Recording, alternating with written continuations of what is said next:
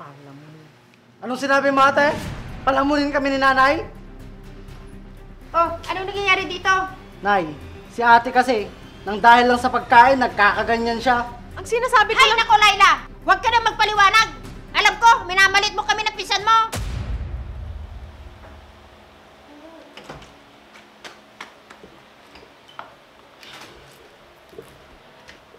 Ay, nako. Nakakapagod na yung araw na to. Makapagbihis na nga't na makapagluto.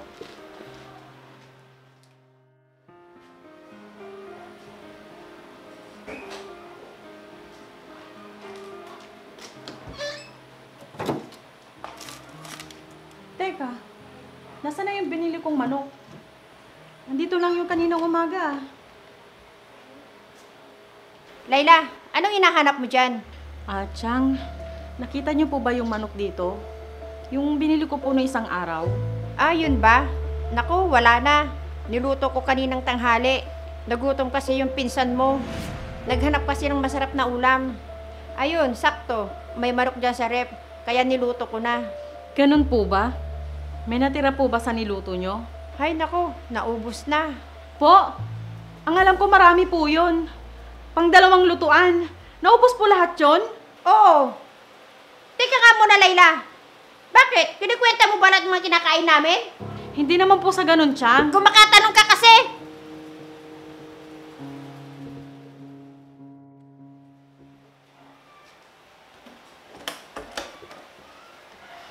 Ayos. Makakapaglaba ko ngayon. Day off ko. Wala na kasing isusot si Maya na uniform sa school.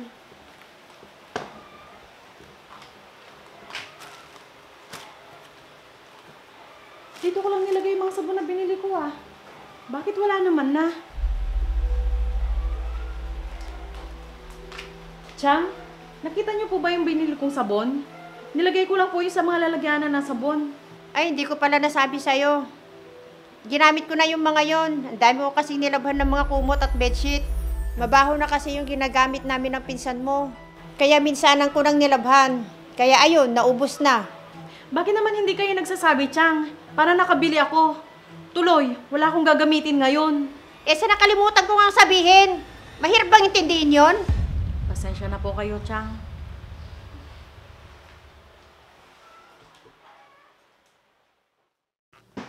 Nakakainis. Ako tuloy ang nawalan ng panglaba.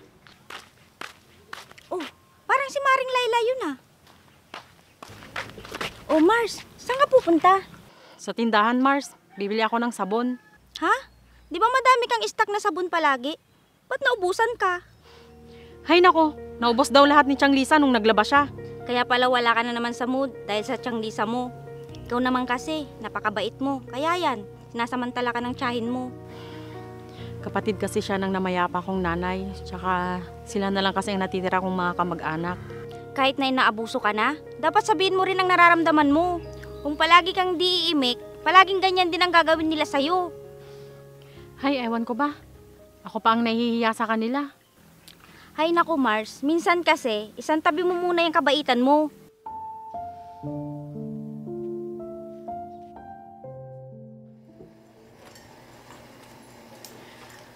Chang, makikisuyo po muna sana ako sa inyo.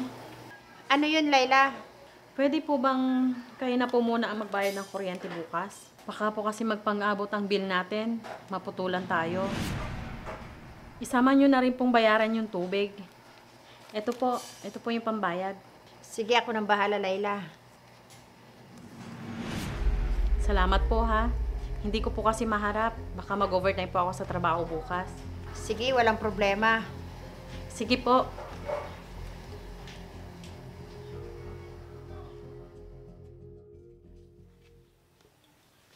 Ano ba yan? Talo na naman ako. Ano, Aling Lisa? Isa pa ba? Paano ba yan? Natalo na yung binigay ni Laila ng pambayad ng kuryente at tubig. Oh, paano ka pa magbabayad ng kuryente at tubig niyan? Napatalo mo na yung pambayad mo.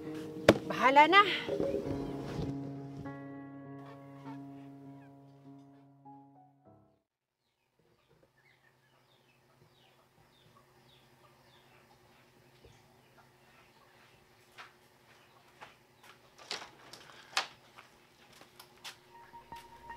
Ano ba yan? Bakit ang kalat dito sa bahay? Chang Lisa? Chang Lisa? Parang wala si Chang Lisa.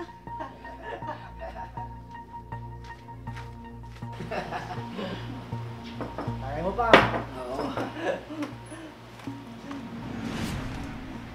George! Oh, ate, andyan ka na pala. Diyos ko naman!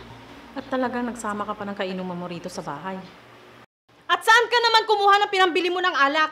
Eh wala ka naman trabaho. Tsaka yung pulutan nyo, saan mo kinuha yan? Yan ba ate? Nakita ko kasi kanina sa rep, kaya niluto ko na. Nakakahiya kasi sa kaibigan ko kung walang masarap na pulutan. Ano?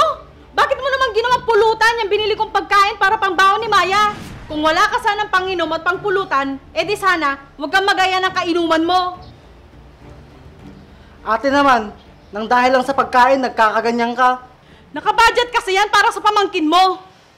Ayos lang sana kung inulam mo. Palibasa kasi, wala kang trabaho. Anong sinabi mo ate? Palamunin kami ni nanay? Oh, anong nangyayari dito? Sino pala mo rin dito? Ha, Layla? Nay, si ate kasi, nang dahil lang sa pagkain, nagkakaganyan siya. Sabihan ba naman tayong palamunin? Chang, ang sinasabi ko Hay lang... nako, Layla! Huwag ka na magpaliwanag! Alam ko, minamalit mo kami ng pisan mo! Hindi naman po sa ganun. Chang... Ay, hindi! Kung nabubuhay lang ang kapatid ko, hindi siya papayag na ginaganito mo kami!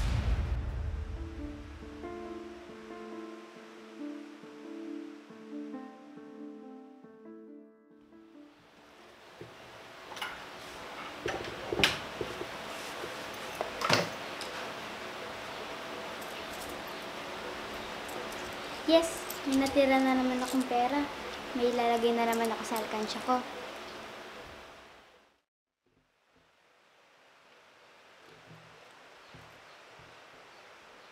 Bakit ganun? Bakit parang hindi nadadagdagan yung ipon ko? Ma? Ma? O anak, kanina ka pa ba dyan? Bakit mo ako tinatawag? Mama, kumukuha ka ba dito sa alkansya ko? Parang hindi po kasi nadadagdagan. Parang lalo po kasi nababawasan. Bakit ko naman gagawin yun, anak? Hindi mo kasi tinatago ng maayos. Eh di kumuha ko ng pangyosi. Madami na dapat to, Ma. Sino naman ang kukuha dyan, anak? Baka naman talagang konti pa lang ang ipon mo. Kung umulan pa, paano kaya ako pupunta sa bahay ng barkado ko? Sa susunod kasi, itago mo ng maayos yung alakansya mo. Sige po, Ma.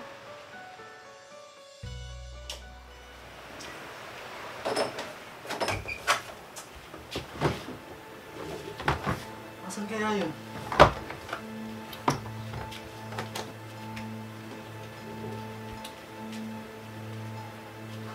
Ayos, nandito ka lang pala.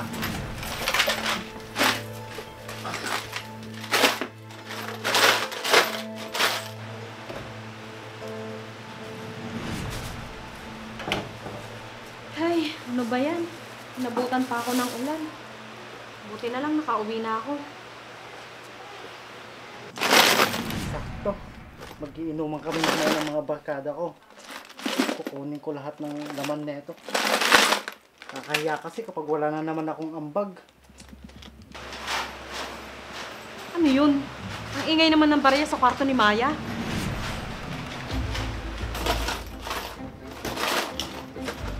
George! Ate! Ikaw ang kumukuha ng ipon ni Maya? Ang kapal ng mukha mo! Pati bata, pinagnanakawan mo! Ano na naman bang nangyayari dito? Chang, yung anak mo, ninanakaw ang laman ng alkansya ni Maya. Baka nagkakamali ka. Hindi magagawa ng anak ko yan. Chang naman, kitang-kita ko na. Itatanggi mo pa? Ayan oh!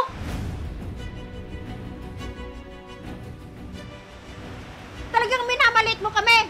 Ni minsan, hindi ko kayo minaliit, Chang. Kaya wag niyo sabihin sa akin yan. Kahit na wala kayong ambag dito sa bahay. Wala kang utang na loob.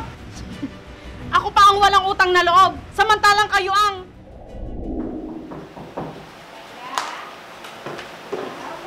Sino kaya ito?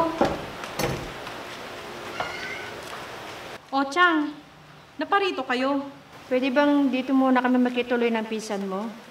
Kasi pinalayas kami dun sa inuupahan naming bahay. Tsaka sabi ni ate noon, pwede kami makituloy dito sa inyo. Pwede pa naman, Layla, di ba? Kahit wala na si ate. Oo naman po. Kapatid po kaya kayo ni nanay. Isa pa, kayo na lang po ang natitira kong kamag-anak. Maraming salamat, Layla. Sige po, tuloy na po kayo.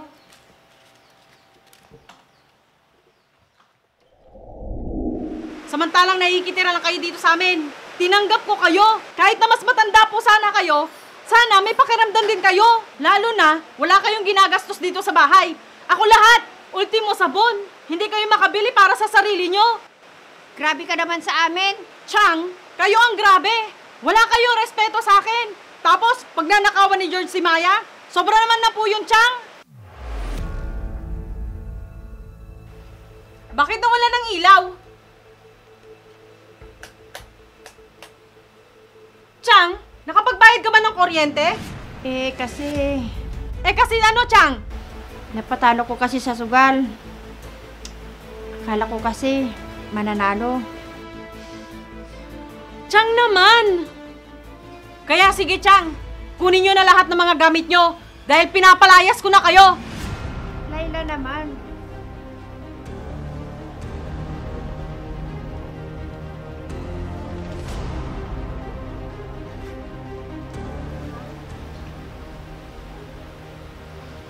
Patawarin mo ko, Nay. Pero hindi ko na kaya ang ginagawa ng kapatid mo.